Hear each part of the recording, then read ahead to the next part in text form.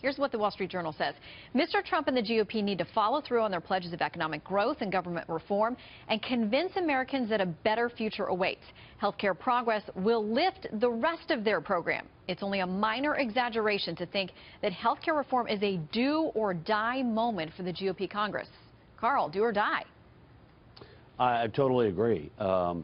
We saw the energy for tax reform begin to melt away when the Republicans could not pass the repeal and replace measure several weeks ago, because inside the caucus they understood that a large amount of the opposition to it from the Freedom Caucus was based not upon the merits of the bill, but based upon excuses designed to help bring down the Republican leadership and foil the direction that the conference wanted to go. So now that group has had, has had pushback from their constituents and from their colleagues, they've now come up with their own face-saving amendment, which says if states want to opt out of these provisions, they can, but they have to prove that they will lower premiums, they'll get higher inclusion into the insurance program and so forth. But it was all face saving. So if the Republicans can get their act together and vote this on, keep the process going, of course this bill is not going to be the same when it comes out of the Senate.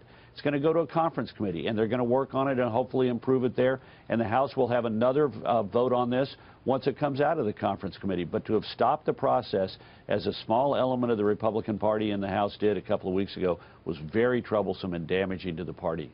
But those groups think that they got some important concessions that got their votes on board. I mean, so, they see this, obviously, how this played out differently. But clearly, when you've got division within the GOP, it makes it harder to advance the president's agenda.